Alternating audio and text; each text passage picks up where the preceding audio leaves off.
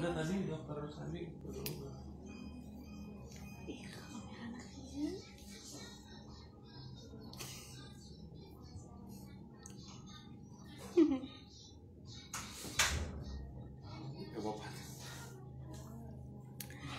Ya mohon maaf teman-teman, tadi kita ada kendala sedikit.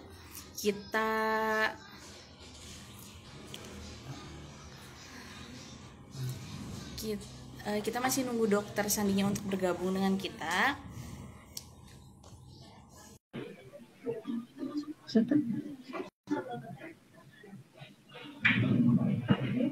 Iya, kita masih nunggu untuk beliau bergabung dengan kita ya.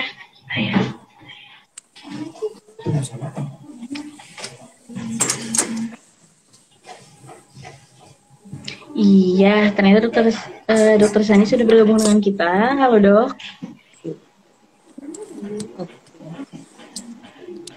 Ya, selamat siang dok. Selamat siang teh, mohon maaf telat karena ada gangguan. Iya, nggak apa-apa dok. Iya. Ya, gimana nih dok kabarnya, baik? Alhamdulillah baik.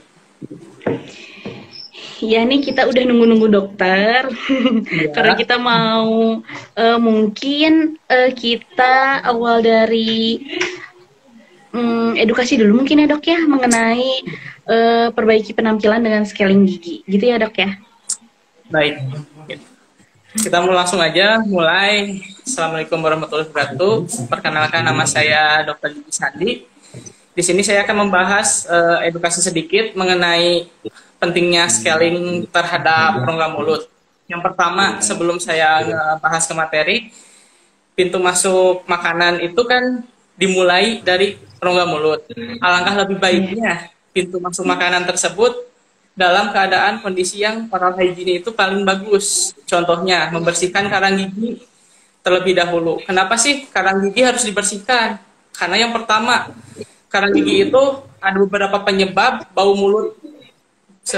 Di antaranya ada 5 penyebab bau mulut. Yang pertama, faktor utama karang gigi. Yang kedua, gigi berlubang. Yang ketiga, sisa akar atau yang disebut sama pasien itu tunggul gigi. Yang keempat, penyakit sistemik. Yang kelima, dari makanan-makanan tertentu seperti makan petai yang kayak gitu. Nah, yang pertama dari karang gigi yang kita bahas di materi sekarang. Kenapa sih karang gigi bisa menyebabkan bau mulut? Komposisi karang gigi tersebut juga itu terdiri dari sisa-sisa makanan yang terkalsifikasi atau yang mengeras disebabkan oleh kandungan yang ada di dalam air liur. Nah, air liur tersebut memiliki kandungan mineral yang menempel pada sisa makanan, sehingga karang gigi tersebut menjadi lebih keras. Biasanya sisa makanan nempel di gusi itu selama 4 jam pertama. 4 jam setelah dipakai makan. Kemudian proses pengerasan karang giginya itu selama 12 hari. Makanya oleh karena itu sikat gigi itu penting agar pembentukan karang gigi itu di-cut atau dipotong, tidak akan terbentuk. Terus bagaimana sih kenapa karang gigi harus dibersihkan juga? Karena karang gigi itu bisa menyebabkan sakit gigi. Jadi yang sakit gigi itu bukan disebabkan oleh gigi bolong aja. Jadi bisa juga disebabkan oleh gusi yang tidak sehat. Jadi di gigi itu, struktur gigi itu ada yang disebut dengan jaringan pendukung gigi atau yang disebut dengan bantalan gigi. Jadi bantalan gigi tersebut apabila rusak, maka akan terjadi rasa sakit. Nah, jadi tidak selamanya gigi berlubang itu sakit. Jadi gigi yang ada karang gigi juga bisa menyebabkan sakit. Terus, nah apabila udah sering melakukan bersihin karang gigi minimal 6 bulan sekali atau 1 tahun sekali minimal. Manfaat dari saliva tersebut, dari saliva juga bisa ada pengaruhnya untuk pembersihan rongga mulut secara alami. Contohnya, manfaat saliva itu adalah sebagai self-cleansing atau pembersih alami yang diciptakan oleh kodratnya. Nah, itu manfaatnya agar si selah-selah gigi itu bisa terlindungi dari sisa-sisa makanan yang masuk. Manfaat saliva. Kemudian yang kedua, biasanya karang gigi terbentuk juga dari pasien mengunyah satu sisi. Kenapa mengunyah satu sisi bisa menyebabkan karang gigi banyak sebelah? Karena di mana gigi yang sering dipakai makan itu bakal menyebabkan pembersihan secara alami. Nah, gigi yang tidak akan dipakai makan sebelah sisinya itu bakal menyebabkan karang gigi, penumpukan karang gigi. Kok bisa dong kayak gitu? Ya, karena yang sisi yang tidak dipakai makan, mekanisme air liur, mekanisme otot itu tidak akan bekerja sehingga karang giginya sisa makanan bakal menempel di sana. Sedangkan kalau sisi yang dipakai oleh pengunyahan itu akan selalu kayak sistem daur ulang gitu dan dibantu oleh air liur pastinya. Kemudian bagaimana cara biar gak bau mulut? Itu pertanyaan yang sering pasien tanyakan. Yang pertama yaitu bersihin dulu karang gigi. Yang kedua boleh dilakukan pencabutan. Yang ketiga untuk sisa akar. Yang keempat itu bisa dilakukan penambalan. Kemudian untuk yang penyakit sistemik itu harus diobatin dulu ke bagian dokter umum agar penyakit sistemiknya dalam keadaan terkontrol. Di sini juga banyak ditemukan pasien-pasien yang datang ke gigi dengan kondisi sistemik yang tidak terkontrol sehingga contoh tindakan scaling dapat ditunda gitu. Terus menjaga pola makan dalam artian misal kita mengatur diet makan kita. Yang pertama tidak boleh makanan manis. Yang kedua, pola makan kita itu dijaga, tidak boleh banyak kemil. Kenapa? Karena gigi ketika dipakai makan, dia akan rusak. Makanya sikat gigi itu wajib 30 menit setelah makan.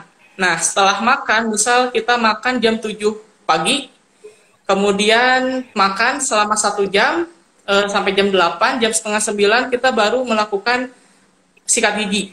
Dari jam setengah 9 sampai jam setengah 1 siang, kita tidak boleh makan apapun kalau giginya pengen bagus. Kenapa? Karena gigi juga memerlukan perbaikan gigi sendiri. Jadi gigi juga bisa memperbaiki dirinya sendiri. Kebanyakan kalau yang giginya rusak itu di antara selang jam pagi, jam makan, diselangi dengan ngemil. Itu gak boleh kalau pengen giginya bagus. Gitu. Kemudian mungkin itu yang bisa saya paparkan, Teh. Mungkin ada pertanyaan? Iya, boleh. Iya gitu mungkin teman-teman ya. Dokter Sandi tadi udah memaparkan kurang lebihnya mengenai karang gigi. Oke, kalau teman-teman mungkin ada yang mau bertanya, boleh bisa langsung komen aja di bawah ini. Atau, oh iya, udah ada yang bertanya nih dok. Iya. Katanya, kalau sering sariawan itu salah satu penyakit mulut yang sangat berbahaya nggak ya dok? Gitu katanya. Terima kasih dok. Boleh diulang lagi, Teh? Oh iya boleh. Untuk pertanyaannya, kalau sering sariawan itu salah satu penyakit mulut yang sangat berbahaya nggak ya dok? Iya. Untuk penyakit sariawan tersendiri itu sekarang penyebabnya masih idiopatik, belum ditentukan penyebab pastinya. Cuman dari beberapa referensi menyatakan bahwa sariawan itu dipengaruhi oleh faktor kurangnya nutrisi, makan buah-buahan. Kemudian yang paling banyak itu dari stres, terutama orang-orang yang mau menghadapi ujian atau mau banyak pikiran lah. Itu paling utama yang disebabkan banyaknya sariawan.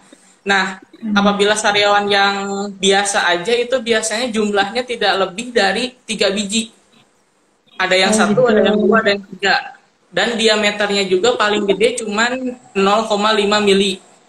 Apabila sariawannya itu lebih dari 3 mili, terutama ada di langit-langit, kemudian di daerah-daerah tertentu, seperti mohon maaf, seperti alat kelamin, itu biasanya adanya penyakit tambahan, seperti herpes. Itu paling banyak ditemukan di rongga mulut, gitu. Pasien biasanya menyangkanya itu penyakit biasa, sariawan biasa, padahal bukan, itu disebabkan oleh virus herpes, gitu. Oh gitu ya dok ya. Iya makasih dok. Iya nih ada yang bertanya lagi, katanya mengapa orang yang mengalami gangguan katup jantung tidak boleh di-scaling, dan apakah jika serostomia pada diabetes dapat dilakukan scaling? Untuk tidak boleh melakukan scaling pada penyakit jantung yang memiliki penyakit yang udah dipasang ring lah ya. Itu kenapa tidak boleh? Karena ring itu kan sifatnya kayak logam, kayak per gitu ya. Sedangkan alat kita ada kandungan ultrasonik, jadi getarannya itu sangat kuat. Nah, biasanya getaran tersebut dapat disalurkan ke pembuluh darah, dan nantinya di pembuluh darah di jantung gitu bakal kegoyang-goyang. Takutnya nanti terjadi sumbatan atau bisa pecah. Makanya kontraindikasi apabila pasien yang sudah dilakukan pemasangan ring. Itu soalnya itu kejadiannya baru di luar negeri saja, karena di Indonesia alhamdulillah karena kita cegah anamnesisnya yang benar, pasien biasanya dijadwalkan ulang dengan izin dokter jantungnya dulu. Kemudian untuk yang pasien serostomia pada penyakit kencing manis itu atau diabetes, kenapa boleh dilakukan scaling? Karena penyakit diabetes itu kekurangan air liur.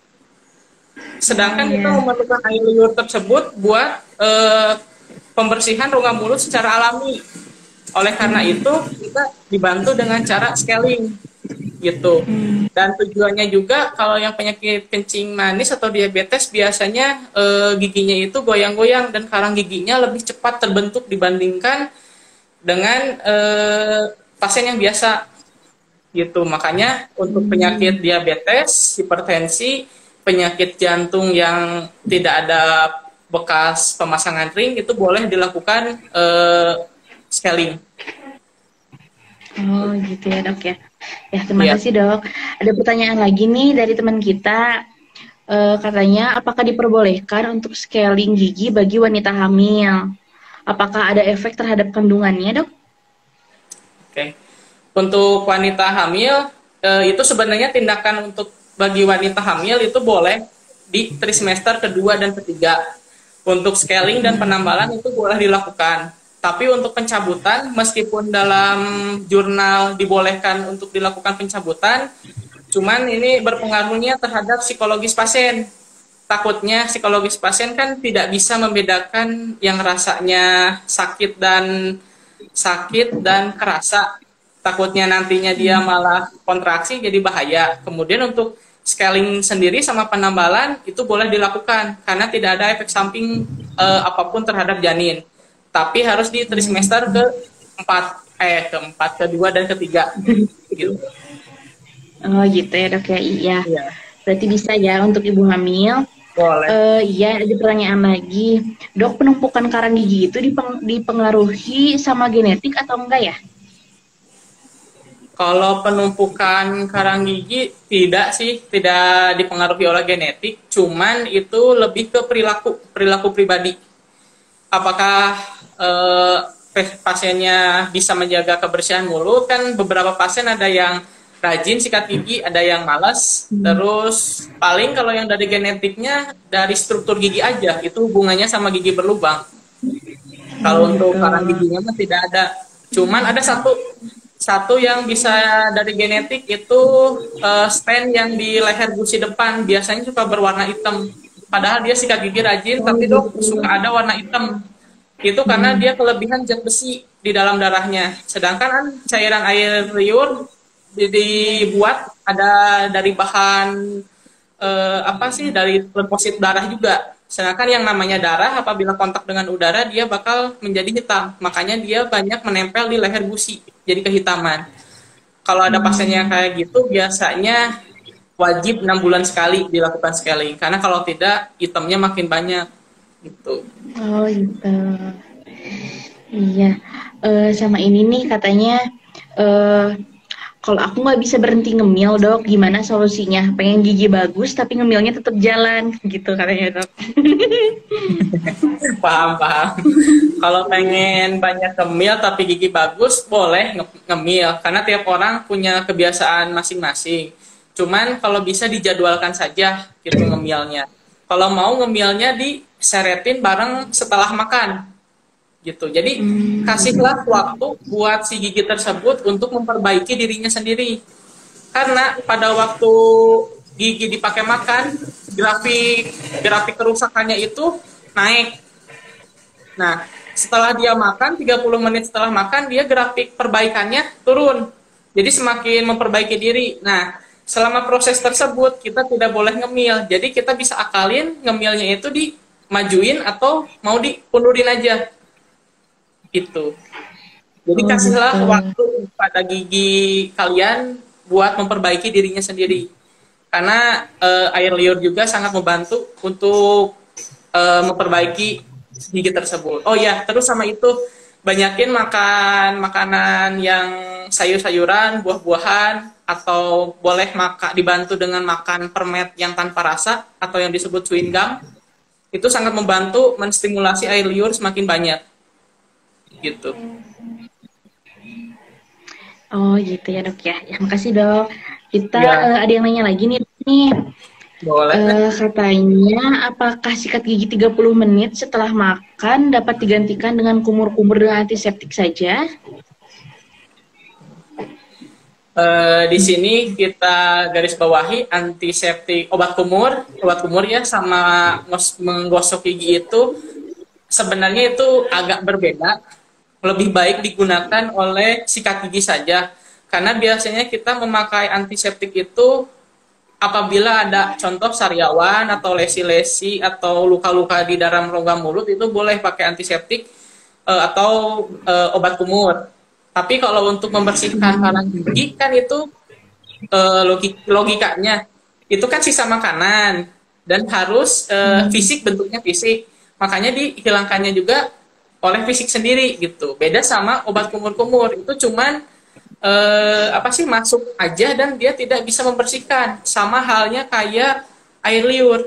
Kalau kayak gitu mending pakai air liur aja. Kita banyakin aja makanan yang bisa menstimulasi air liur makin banyak. Jangan pakai antiseptik. Karena kalau terlalu banyak menggunakan obat kumur bisa menyebabkan pipi berwarna putih. Kalau kelihatan putih itu kan ada tanda penyakit sistemik seperti penyakit darah lainnya gitu. Takutnya kita dituduh sakit apa gitu. Jadi alangkah lebih baiknya pakai sikat gigi. Gitu. Oh gitu. Iya. Dok ya, emang paling baik menyikat gigi. Ada lagi pertanyaan dari teman kita, katanya dok kalau anak usia 8 tahun banyak gigi yang hitam gak dilakukan pencabutan. Itu bagaimana ya dok? Nanti pertumbuhan gigi selanjutnya terhambat atau enggak? Gimana teh? Gimana? Usia, ya. Kalau anak usia 8 tahun banyak gigi yang hitam dan gak dilakukan pencabutan, itu bagaimana ya dok? Nanti pertumbuhan gigi selanjutnya apakah terhambat atau enggak? Itu tergantung gigi mana dulu yang bagian yang banyak yang hitam, apakah bagian depan atau bagian belakang. Kalau bagian depan itu bisa di treatment dulu, misal untuk usia 8 tahun itu boleh, kalau gigi depannya rusak boleh dilakukan pencabutan. Karena pencabutan gigi anak itu terdapat jadi 2 periode gigi depan dan gigi belakang. Gigi depan dilakukan dari 6 sampai 9 tahun. Gigi belakang dari 9 sampai 13 tahun. Kenapa? Karena apabila kita pencabutan gigi belum pada waktunya bisa menyebabkan malposisi pada gigi. Jadi giginya tidak beraturan. Sama halnya kalau di bidang kehamilan. Hamil lahir prematur kan tidak baik. Gigi juga sama, apabila dicabut belum waktunya tidak baik juga. Nah, biasanya kalau untuk gigi belakang di usia 8 tahun dan udah rusak itu dilakukan perawatan saraf dulu. Jadi jangan sampai si benih giginya itu rusak duluan di dalam tulang gara-gara ada infeksi yang masuk lewat gigi berlubang tersebut. Gitu. Ini paling banyak di gigi anak. Dan gigi anak juga kenapa banyak yang bolong itu biasanya pengaruh dari susudot. Informasi juga kepada semua pasien, jadi bahwa susudot itu harus lepas di usia 2 tahun juga, jangan lebih dari 2 tahun. Biasanya lebih dari 2 tahun itu ciri khasnya gigi depan atas rusak. Dan masih berlanjut ke belakang juga makin rusak gitu. Gitu teh. Gitu. Iya. Oke, makasih dok. Itu mungkin Iya, ya baik. jawaban dari pertanyaan yang tadi. Sama selanjutnya nih dok, katanya ada pertanyaan lagi. Kalau sikat gigi melebihi yang dianjurkan, itu dapat merusak lapisan gigi nggak dok? Misalnya sehari 5 kali. Oke. Kalau sikat gigi terlalu sering, apabila caranya benar, itu boleh-boleh saja. Tetapi kalau sikat gigi dengan caranya salah, itu alangkah lebih baik mending 3 kali sehari aja. Kenapa? Karena sikat gigi selama saya terjun ke dunia kedokteran, banyak pasien yang salah cara penyikat giginya, sehingga menyebabkan leher gusinya itu menjadi rusak atau patah, kemudian gusinya turun yang menyebabkan gigi lebih sensitif. Nah, kalau cara sikat giginya benar, itu tidak akan menyebabkan efek apapun. Kemudian sikat gigi juga ada kategorinya. Untuk yang saya sarankan sih lebih baik yang ada bulu halusnya.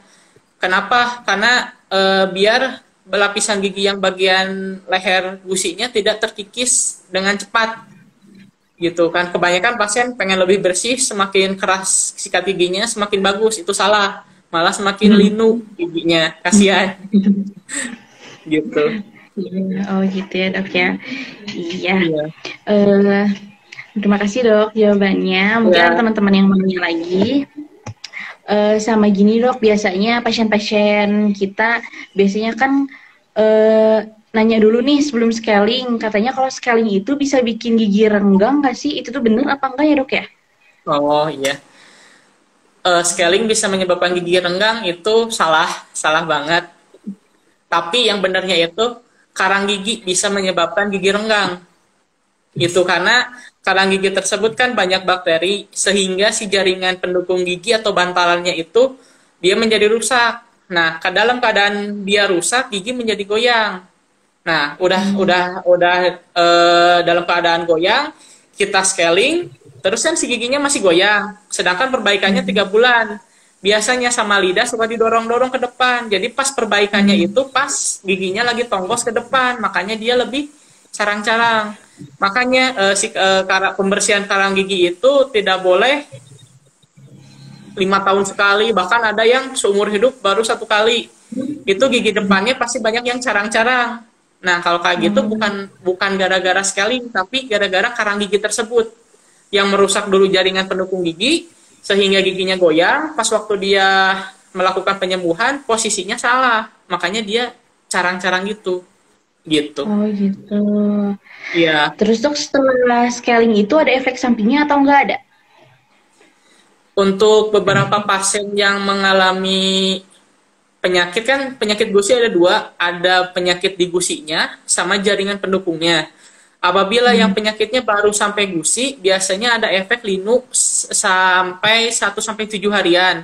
Kemudian apabila yang penyakitnya di pendukung gigi kayak periodontitis, itu biasanya akan linu karena yang tadinya giginya tertutup oleh karang gigi ini malah dibuka dan si gusinya tidak memperbaiki diri karena terlalu jauh. Istilahnya apa, si gusinya itu udah nggak mau memperbaiki diri lah, jadi dianya tetap stuck di sana. Sedangkan bagian akar gigi itu tidak boleh terekspos. Kalau terekspos bisa menyebabkan linu itu. Tapi kalau yang udah kayak gitu jangan takut. Ah, nanti saya udah parah, bersihin karang gigi pasti bakal linu. Justru itu salah pemikirannya. Harus bersihin karang gigi mumpung giginya masih nempel.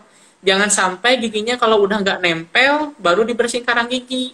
Itu nggak bisa. Jadi pembersihan karang gusi. Ya. Iya. Gitu.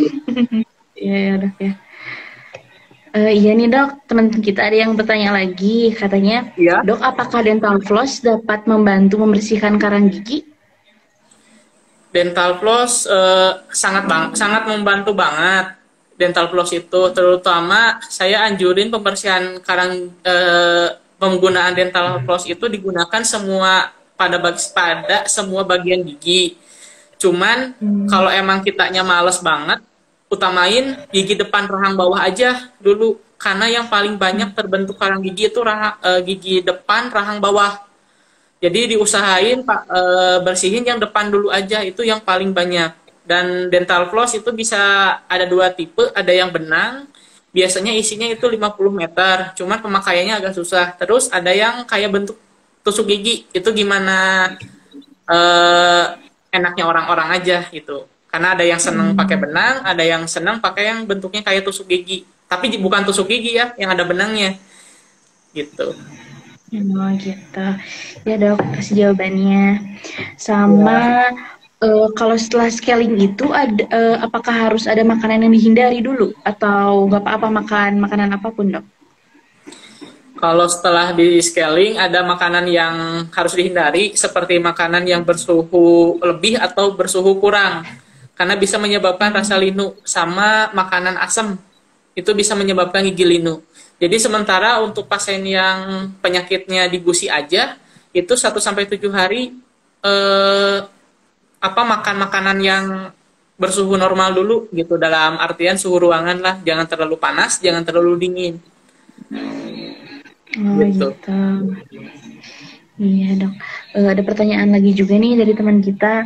Katanya bagusnya dalam sehari itu pakai dental floss itu berapa kali dok? Setelah gosok gigi atau berapa kali sehari? Setelah makan lebih bagusnya. Gitu. Kenapa harus setelah makan? Kan pembentukan plak atau calon karang gigi terbentuknya 4 jam setelah makan. Jadi setelah makan lebih baik langsung dibersihin pakai dental floss, karena kalau dientar-entar suka lupa, nanti lebih dari 4 jam. Jadi namanya jadi bolus makanan yang sisa itu yang di leher-leher gusi. Gitu. Jadi sebaiknya itu. Oh iya dok. Iya. Sama ada pertanyaan juga nih dok nih. Katanya kenapa karang gigi lebih sering terbentuk di rahang bawah gigi depan dok? Nah, kenapa paling banyak? Karena di rahang bawah paling depan itu paling banyak muara-muara sumber air liur keluar. Jadi mineral-mineralnya itu paling banyak dihasilkan dari rahang bawah dibandingkan dengan rahang atas. Makanya rahang bawah depan itu paling sering gitu. Biasanya susunan karang gigi itu rahang bawah bagian depan, kemudian yang belakang baru pindah ke atas. Itu yang paling sering, itu yang terkena yang bawah dulu. Itu. Makanya yaitu sikat gigi sebelum 4 jam. Bersihin karang gigi sebelum bersihin sisa makanan sebelum 4 jam. Gitu ya dok ya. Ya nih dok, katanya ada pertanyaan juga. Katanya pas saya hamil di scaling, terus dokter giginya bilang kamu anaknya cewek karena kelihatan dari gigi kitanya. Itu bener apa enggak ya dok ya? Kalau untuk ngelihat cewek atau cowoknya lebih baik konsul ke dokter SPOG, karena untuk dari gigi tersebut tidak ada pengaruhnya, karena belum ada penelitiannya bahwa bisa menentukan cowok-cewek dari bentuk giginya gitu. Jadi disarankan pakai di USG aja, bisa di klinik juga gitu. Iya dok ya. Iya. Berarti masih mitos ya dok ya? Masih mitos. Iya nih, biasanya juga ada yang suka nanya gini nih dok nih, pasien-pasien kita biasanya sih pembersihan karang gigi rutin itu baiknya berapa bulan sekali dok? Pembersihan karang gigi rutin itu lebih baik 6 bulan sekali atau 1 tahun sekali. Kenapa? Karena yaitu pembentukan karang gigi kan biasanya di 12 hari bahkan sampai ke 10 minggu. Jadi 6 bulan sekali wajibnya itu dibersihkan karang gigi apabila ada waktu luang. Takutnya nantinya malah bisa merusak gigi-gigi yang lain, contoh kayak tadi giginya menjadi renggang, sakit, dan lain-lain. Oh gitu ya dok ya.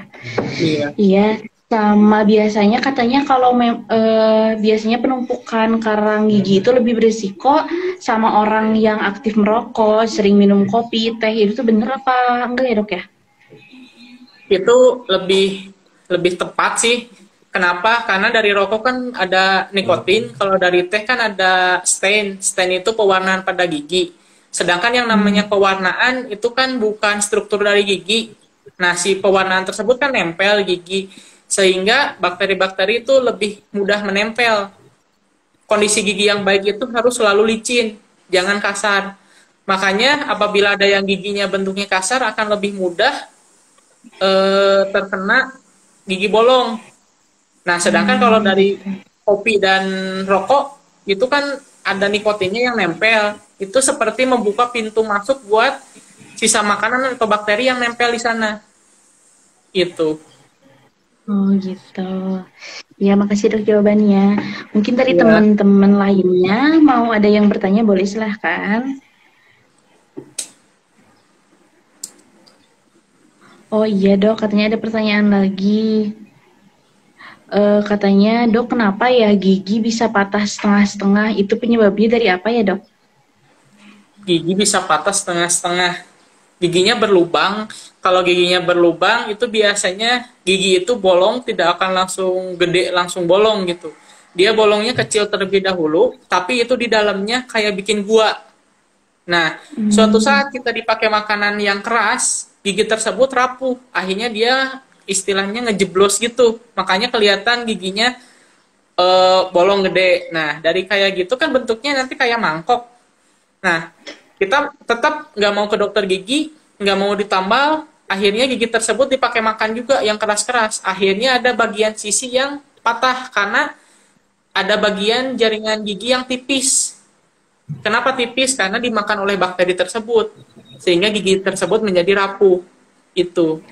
Jadi kebanyakan pasien nyangkanya tiba-tiba bolong, enggak, sebenarnya itu bolongnya kecil, cuman baru diperiksain sekarang-sekarang gitu. Oh gitu. Ya Iya. dok ya, makasih dok jawabannya.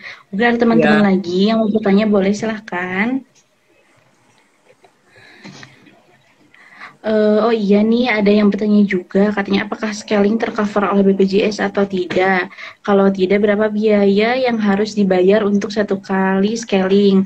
Ya, teman-teman, untuk informasi aja, untuk di klinik keluarga, jika memang Vaskes BPJS-nya terdaftar di klinik keluarga, itu bisa tercover BPJS, yaitu 1 tahun sekali.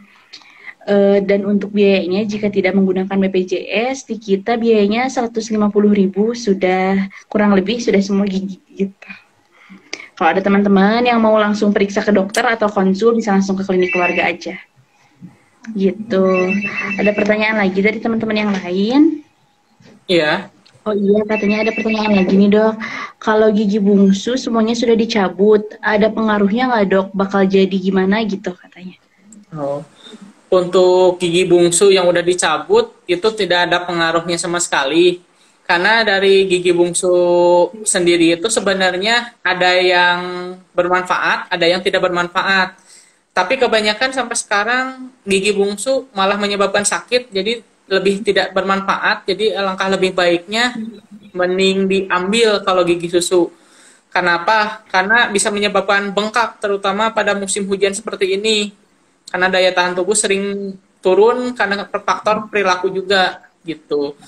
Jadi alangkah lebih baiknya gigi bungsu bagusnya diambil semuanya, jangan sampai ada di dalam mulut gitu. Oh gitu ya dok ya. Biasanya tuh gigi bungsu itu muncul sekitar usia berapa dok?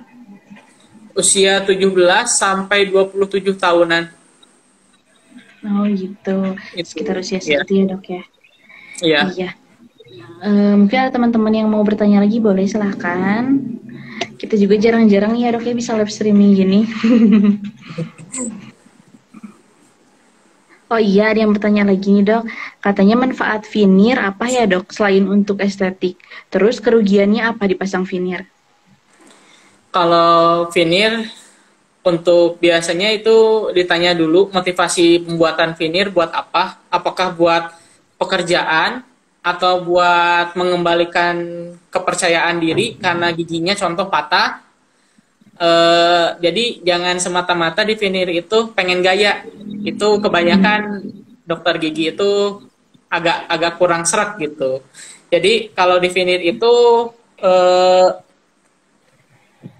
lebihnya ke estetik sama fungsi sih, maruhnya ke psikologisnya. Karena kan kadang orang-orang itu kalau giginya patah atau gak kebentuk bagian depan kan suka malu, suka minder. Itu bahaya juga kan. Kemudian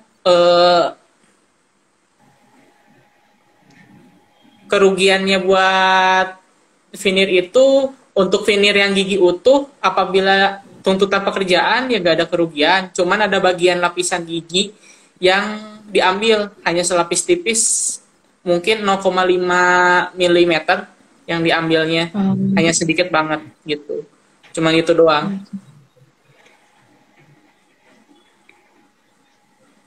Oh gitu, makasih ya dok ya untuk jawabannya.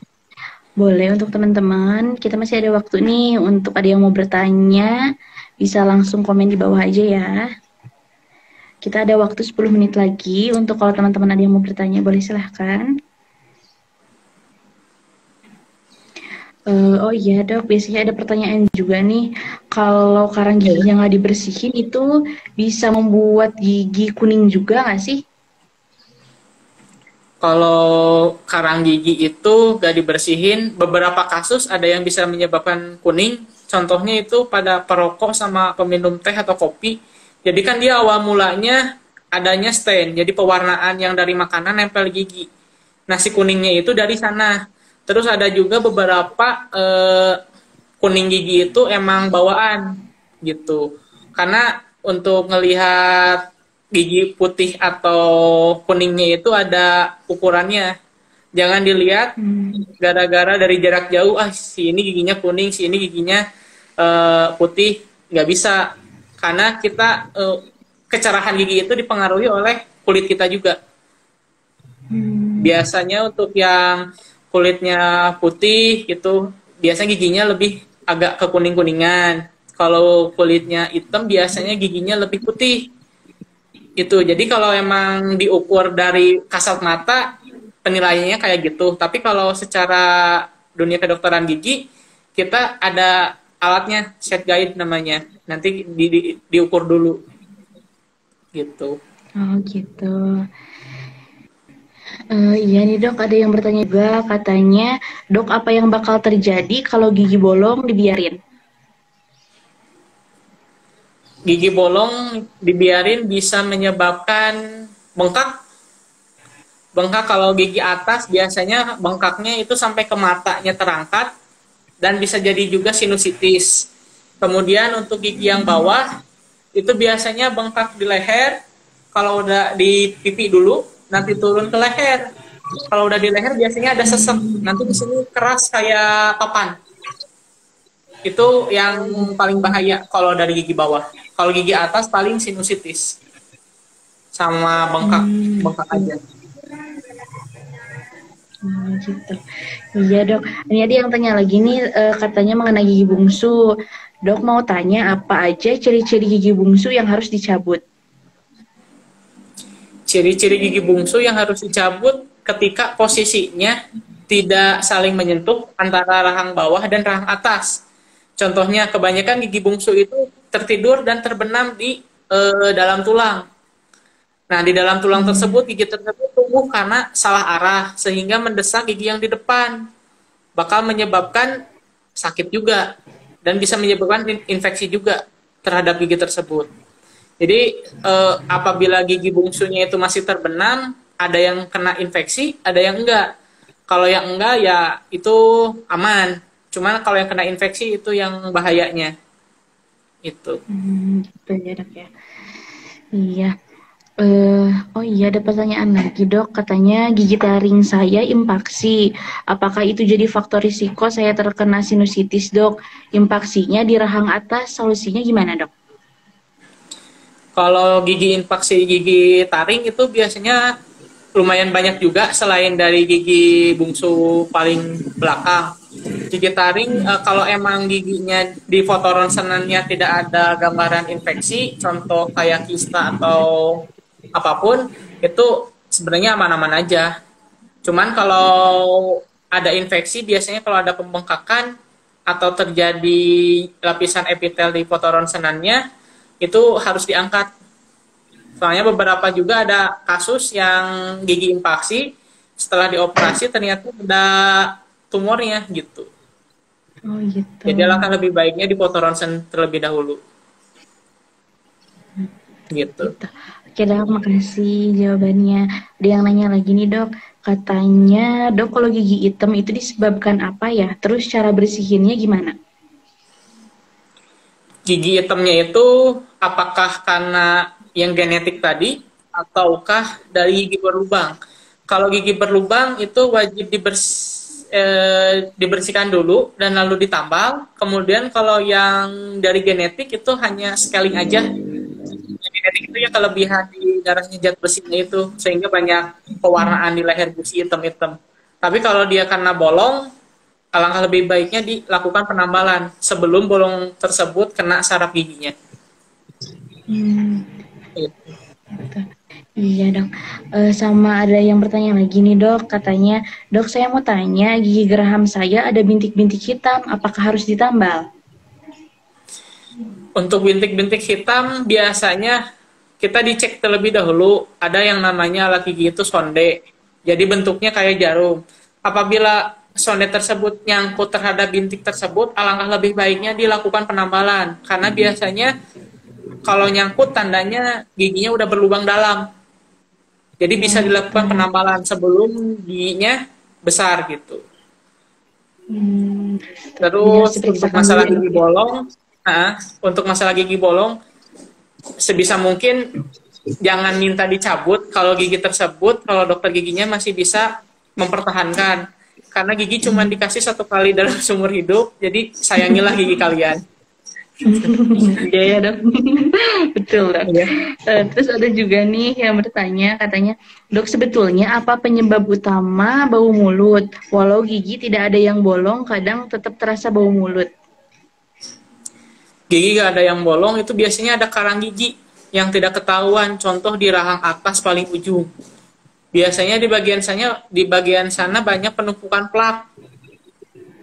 Gitu. Kemudian mungkin ada penyakit sistemik, contoh penyakit asam lambung itu bisa menyebabkan bau mulut juga. Gitu. Gitu ya dok ya. Iya. Iya. Terima kasih dok jawabannya. Ya. Boleh kalau ada teman-teman yang mau bertanya lagi, kita punya waktu 5 menit lagi ya.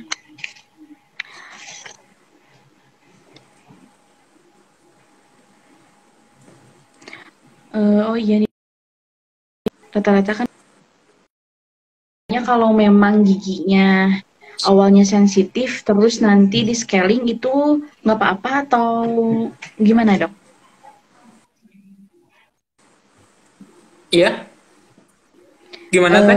Putus-putus. Iya dok, biasanya kan ada pasien yang nanya juga, katanya kalau giginya emang dari awal sensitif itu nggak apa-apa di scaling atau gimana dok baiknya? Kalau giginya sensitif, tidak ada karang gigi, nggak usah dilakukan scaling, cukup pembersihan sikat gigi yang benar aja. Tapi kalau karang giginya sensitif, ada karang gigi, yaitu penyebab gigi sensitif dari karang gigi tersebut.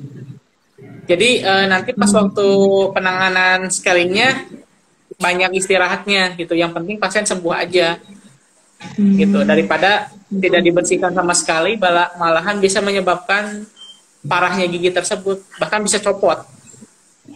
Gitu. Gitu ya. Oh iya dok, ada yang bertanya juga nih, katanya dok kalau misalnya gigi yang udah bolong agak besar masih bagus jikalau untuk ditambah? Untuk syarat penambalan, kalau giginya masih di atas, bolongnya masih sisa giginya masih di atas gusi, dan bagian percabangan akar giginya masih bagus, kita masih bisa usahakan dilakukan penambalan. Gitu. Apabila percabangan akarnya udah tembus atau ada muncul daging gitu, itu biasanya dilakukan pencabutan karena udah susah untuk dilakukan perbaikan. Gitu ya. Sama kalau penambalan gigi biasanya bisa bertahan untuk berapa lama dok? Untuk penambalan gigi, untuk yang semen biasanya itu 6-1 tahun wajib kontrol. Kenapa? Karena yang namanya semen kan larut dalam air ya. Mau semen bangunan juga disimpan di dalam air, toh nantinya juga habis. Apalagi ini semen dimasukkan di dalam mulut yang selalu basah. Makanya kontrol 6-1 tahun sekali. Kemudian untuk penambalan komposit biasanya bisa sampai 4 tahunan. Kalau berubah warna itu di 2 tahun. Jadi 2 tahun pertama dia berubah warna dulu, tapi dia nggak lepas. Tapi pemakaiannya itu bisa dilanjutkan sampai 4 tahun. Apabila tambalannya masih bagus, hanya berubah warna, itu boleh aja dipakai makan. Jadi ada 2 tahapan, maksimal di 4 tahunan. Terus kalau tambalan logam sekarang sudah jarang dipakai karena ada kandungannya yang tidak boleh ada di dalam mulut. Gitu. Iya, iya, Dok. Sama ini ada pertanyaan juga, Dok. Katanya gigi saya kuning. Apa bisa cara atau tips biar bisa jadi putih bersih? Kalau dilihat dari gigi kuning, ya harus tahu dulu penyebabnya. Kuningnya karena kebiasaan makan kopi atau teh, atau emang kuningnya itu emang bawaan dari lahir. Kalau bawaan dari lahir itu hanya apa sih? Cuman kita bisa dilakukan bleaching, di bleaching atau dilakukan bleaching sih sementara sampai aman ini. Gitu. Oh gitu ya, Dok ya. Iya. Iya. Mungkin bisa bleaching di klinik keluarga ya, Dok ya. Iya, betul. Iya, oh iya ada pertanyaan lagi. Katanya di poli gigi apakah bisa pakai BPJS? Iya, kalau untuk yang belum tahu di klinik keluarga di poli gigi apakah bisa menggunakan BPJS atau enggak? Jadi jawabannya bisa. Kalau memang vaskes BPJS-nya terdaftar di klinik keluarga bisa menggunakan BPJS. Gitu. Boleh. Mungkin ada lagi yang mau bertanya. Oh. Caranya atasi gigi sensitif. Oh iya ada pertanyaan lagi nih, Dok. Satu lagi. Iya. Bagaimana cara mengatasi karang gigi pada gigi sensitif? Mengatasi karang gigi pada gigi sensitif. Ya, kita lakukan pembersihan karang gigi, tapi dengan cara pelan-pelan. Jadi kasih jeda buat si pasien tersebut buat istirahat terlebih dahulu. Kan terutama gigi yang sensitif itu di scaling paling linu banget. Jadi kita kasih jeda dulu. Jadi kita scaling 1 menit pertama, 1 menit istirahat dulu gitu. Cuman kitanya yang harus lebih intens sabar untuk menangani pasien kasus seperti ini. Pasien sembuh sih, kita sabar-sabar aja. Gitu. Iya, Dok ya. Oke, makasih Dok jawabannya. Iya, teman-teman makasih juga sudah meluangkan waktunya dan udah memberikan pertanyaan juga ke kita ya, Dok ya. Mungkin ada tambahan lagi, Dok? Boleh, silahkan sebelum kita penutupan mungkin ya, Dok ya. Iya. Mungkin pesan dari saya, jangan takut ke dokter gigi, terus jaga kesehatan giginya, terutama musim hujan gini, kita harus jaga kesehatan, jangan malas sikat gigi, makan, berolahraga. Karena sebagus-bagusnya obat atau tindakan dari kita dokter gigi, alangkah lebih bagus daya tahan tubuh sendiri yang bisa menangkal penyakit yang ada di dalam tubuh gitu. Jadi jaga aja kesehatan. Gitu aja. Iya.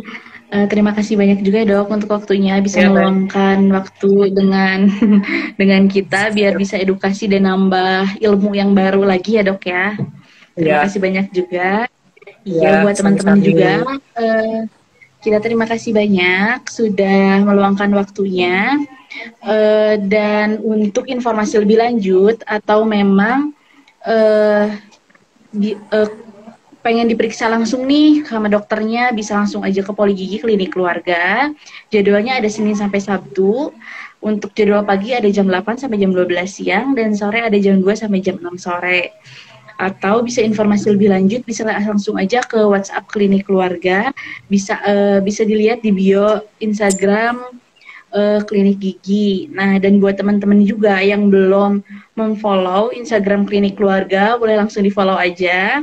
Atau belum juga yang follow Instagram Klinik Gigi, boleh bisa langsung follow juga Instagram Klinik Gigi, karena kita banyak banget edukasi-edukasi mengenai gigi, atau bahkan informasi-informasi mengenai klinik juga. Mungkin cukup sekian. Mohon maaf bila ada kesalahan. Terima kasih juga Dr. Sani sekali lagi. Wassalamualaikum. Assalamualaikum warahmatullahi wabarakatuh. Waalaikumsalam warahmatullahi wabarakatuh.